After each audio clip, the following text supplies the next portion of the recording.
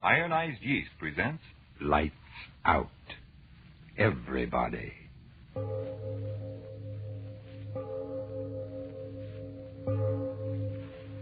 It is later than you think. Lights Out brings you stories of the supernatural and the supernormal, dramatizing the fantasies and the mysteries of the unknown. We tell you this frankly, so if you wish to avoid the excitement and tension of these imaginative plays, we urge you, calmly but sincerely, to turn off your radio now. My name, Arch Oboler. Tonight, a story I enjoyed writing for you because, well, frightening as the thought may be, it could happen.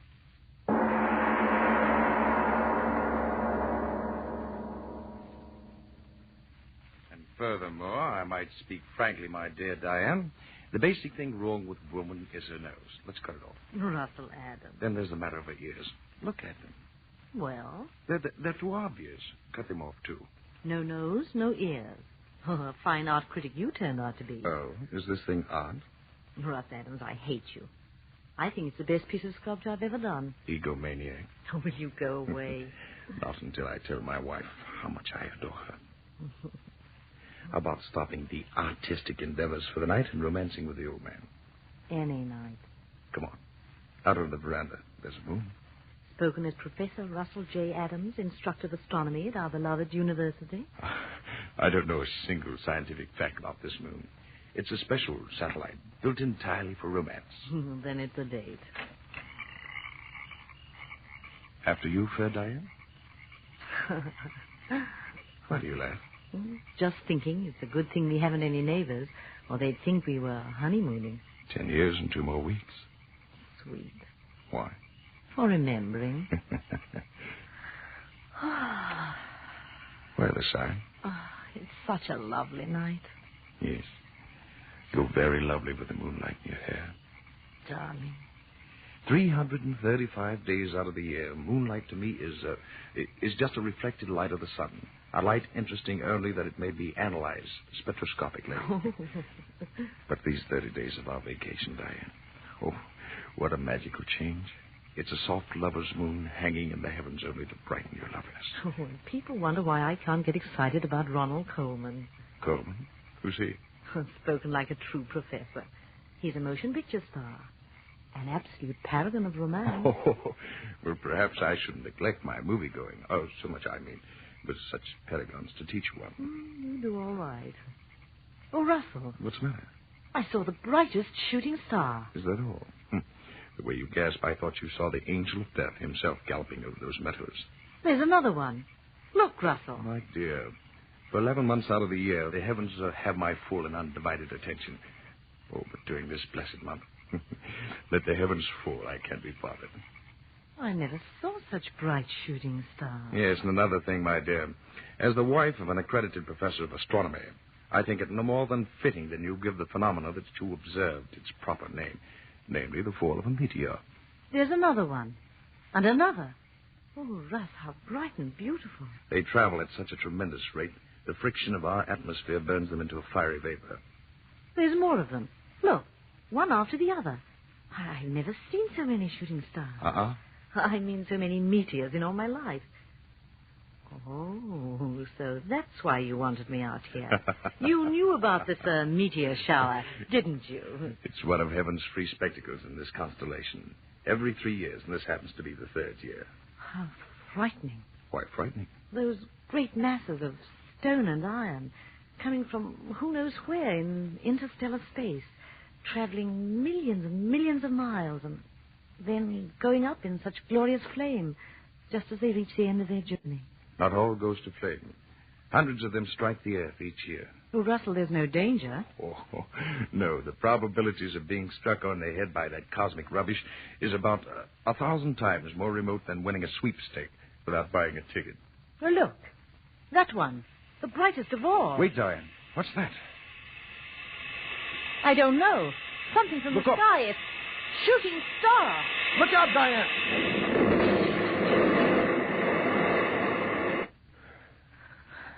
Russ. All right, dear. Everything's all right. What? How? A meteor. Must have landed out in the field there. Here, let me help you. You all right, dearest? Yes, I'm all right. Russ, where are you going? Out there. Where it must have buried itself. Wait here. I'll be right back. No, I'm going with you. All right, if you want to. Oh, Diane, what an experience we've had. The one chance in a million I spoke about almost occurred to us. But Russ, was it really a shooting star? That explosion like a bombshell? A bombshell of the universe. What will we find out there? A fragment of the meteorite, I But hope. it'll burn. No. All of its heat will have been dissipated. Then again, it may have exploded into 1,000 minute pieces. I pray to heaven that it hasn't. I'm afraid. No. The danger's all over. Here. The moon's so bright. If any of the mass landed, I should be able to find the torn ground where it smashed through the turf. Oh, please, darling, let's wait until morning. No, I must find the thing at once. The moon gives plenty of light. From the brightness of the flash, I'm positive that the meteor landed someplace right in here. I'll tell you. Look. What? The turf, all torn up. This is the place. Russell, are you mad? Get up off the ground. Right here. It must have struck a glancing blow off the brow of the ridge. I've got it. What? A fragment of it. Still warm. See? No larger than a baseball. All that was left of it. That's a meteor. A meteorite. All that's left of the meteor that burned and exploded. What a find. Drop it, Russ. What are you talking Throw about? it away. Here, come back to the house, please.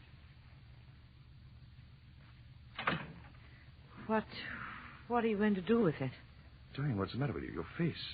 I don't know. Somehow I'm afraid for all of us. Afraid? Good heavens, my dear. There's nothing dangerous about this. A mass metal that's 90% iron. Why, it's as harmless as any inert piece of metal. Come to the study. I'll show you where the rush of air against the incandescent... Russ, glow. wait. Huh? Someone's crying. Yes. I'll go and see. It's Helga. Oh, Helga, you poor thing. We forgot all about you. Oh, Mrs. Adams, it was exploding. Now, everything's all right, Helga. What's going on, Diane? Oh, poor Helga. The explosion frightened her out of her wit. Oh, Mr. Professor Adams, we die. We all die. Don't be a the fool. The fire, it come from the sky. It kill us. It kill you and me and everybody. We die.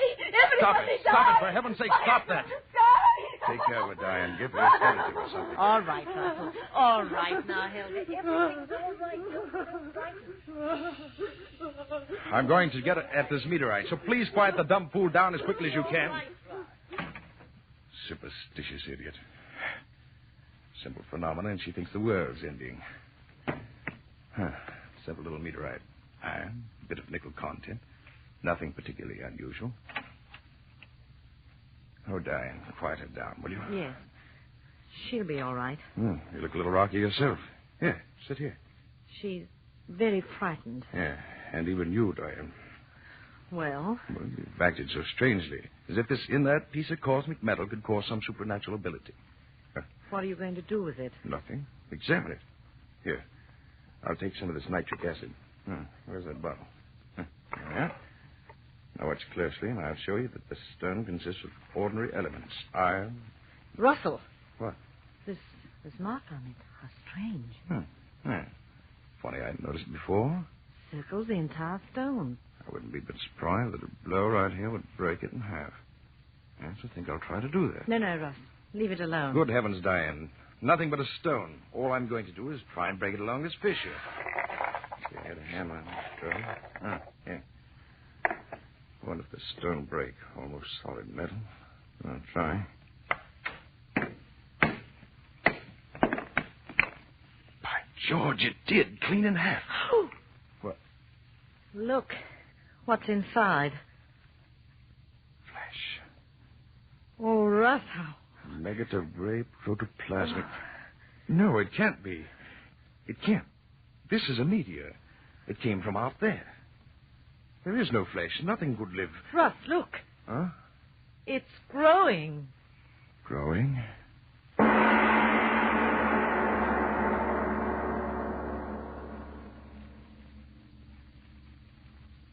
Ladies and gentlemen, a shooting star flashes out of the sky and falls to Earth. And in it something living from out of interstellar space. Yes, Yes, this is the time to take a breath before going on with tonight's Lights Out play, the story of Professor Adams and his wife and the thing from out beyond our world. A meteorite had fallen, and Professor Adams had broken it open, and there was a gray nugget of flesh inside, which, even as the professor and his wife stood watching, began to grow.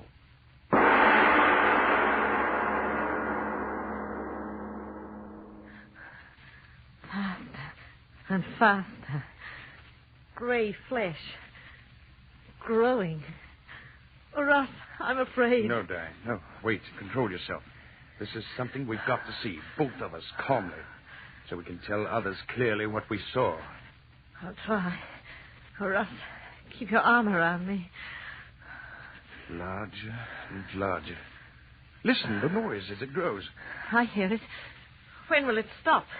When? Look. I can't. That horrible gray flesh. But you must see it. Look. It's forming into something. What? A head. It's forming into a head. Oh! How can it be, Diane? Flesh in a meteor growing into a head. I see it. A head. Horrible head. Diane, you heard. Yes. A head without body speaking. Yes, speaking. Russell. You hear and understand me. Thick lips. Laughing. I laugh at the fear and wonder in your simple little faces. Who are you? What are you? If I told you, would your little earth minds understand? Tell us, whatever you are. Tell us what you are. What you on earth will soon have for masters. No, wait, Diane. I must know. You thing... what can I call you? Tell me what you mean, you... masters. Surely you simple little men do not think that in you creation has reached the ultimate. No. Gray flesh talking. I'm getting out. You will stay. Russ, I can't move. Nor I. You cannot move. Who are you? Tell us, who are you? You saw how I came. A tiny bit of protoplasm in that meteorite? So I willed myself to be, to reach your earth. You came here in that? Through space? Through space beyond your furthest conception. Earth thing. Many of my people have tried. I am the first to succeed. Then meteors are the means we have used to try and reach this haven of plenty. I am the first. Now there will be others. You're from another planet? An old world. Old beyond your understanding. A world grown cold in its age. Empty with passing years. We must escape to a young, fertile world. This world. But you're only heads. Heads without bodies. Oh, Russ, I'm so afraid. No, please. I must hear him speak. This that is happening to us is a miracle of all times. Tell me, you there, are you only heads in that world you speak of? Heads. You see what I will you to see. But what are you? A mind and a will beyond your feeble understanding. As far above you as you are above the apes that still must crawl in your jungle. But how can it be that you speak as I speak and understand what I say? Your prattling wearies me, but I tell you this. All that you say, I know. The most profound thought any of you earth things have ever thought is to me as the babbling of children. But now I am hungry. You understand that little thing. Hungry? Hungry? Hungry with a hunger that has driven me over space without ending. Hunger that has brought me here. But what do you eat? You will know. What do you mean? What food could there be here to fill the hunger of such as I? Hunger that would make me entomb myself in metal, flung into space in a hope that chance would bring me through the fire of that air of yours. What food? A thing. I don't know. Tell me. Come closer. A thing. Oh, no. And why, oh no, a thing. You don't... Human? Human. You think you crawling worms are human to us. But if you're man... But we are not men. You are the cattle, and we are the keepers. Oh.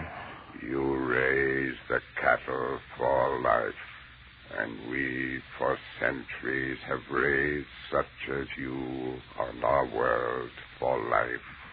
But now, as I told you, our world has grown too old and too cold. The herds of you die, and we grow hungry. That is why I am here. We need new cattle. Here there are so many of you. Earth woman. Russell, it spoke to me. We've got to get out of here. Earth woman. No. Stop it. Don't look at me. Stop it. Come No. closer. Don't listen to him, Diane. Closer. No. Don't move, Diane. Stay where you are. Stay right there. You hear only me, Earth woman. Only you. No, Diane. No. Don't say that. Don't look at that monster, Diane. Don't look at Closer, Diane. Yes. No. Closer. No, Diane. Stand still. Don't move toward it. Don't. Closer, No. Diane. Thing. Closer. Monster. Not Diane. Diane, I beg of you. Don't go closer to it. Closer. No. Closer. Closer. I'll kill you. If I could only get to you. Closer. Soon you will move to me as she No. is. No. Closer. Diane, Closer. if I could move. Closer. Diane, Closer. I've got to find the way. The Closer. strength to stop him. Diane, you're almost... Closer. That bottle. Nitric acid. The bottle. Closer. Diane. Closer. Yes. Close to Yes, me. close to you, monster. Take this.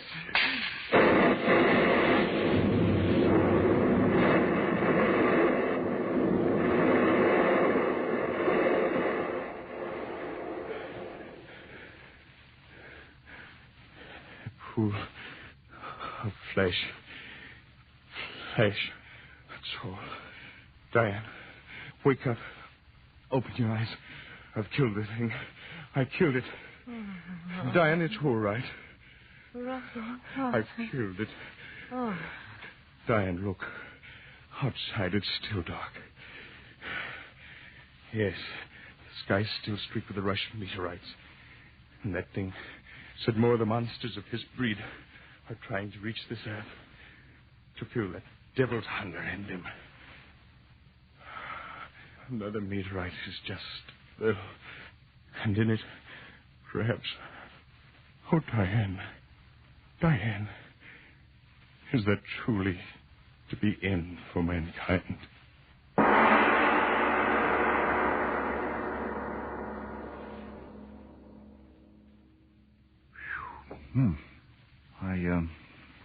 Mr. Oboler, will the end of the world come that way? Well, Frank, if you mean will the end for mankind come out of interstellar space in the form of a flying meteor, well, there are some mighty interesting theories along that line. The amazing thing about it, Frank, is that there are so many logical and thoroughly possible ways in which the entire tribe of mankind could be wiped off the earth at any moment. I'm not talking about famine or what's close to all of us, war. I mean other ways. A star moves into our darkness from somewhere out there in the blackness of interstellar space, and the pull of its presence might turn our spinning globe headlong into the sun. In a split second, all of mankind, all his buildings, his wonderful possessions, his precious little pile, would go up in a flash of fire.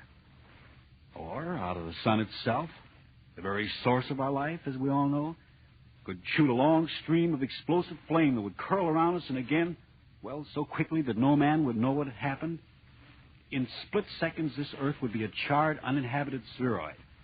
Yes, when one stops to think what a tiny little grain of sand this haughty world of ours actually is in the dark sea of space, and when we realizes how precarious little mankind's hold is on this earth, the spectacle of man's inhumanity to man becomes a cosmic joke. Well, all of those things are certainly interesting to think about, Mr. Oboler, but tell us now what's going to happen next week. Next week, ball's treached. No, that's not a dance. It's a story of chance. That unpredictable chance that makes one man a saint and the next man a Hitler. The flip of a coin, the turn of a card, the bend of a road. I think you'll like what we have to offer you, but as usual, next week. Lights Out will come to you again next Tuesday at this same time. Be sure to listen to Arch Oboler's weird story of Valse Triest.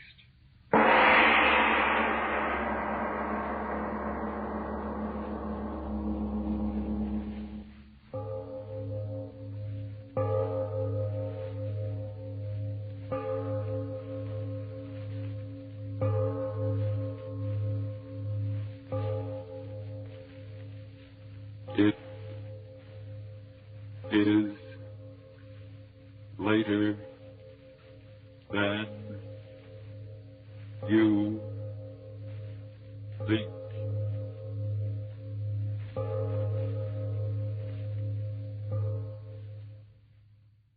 This is the Columbia Broadcasting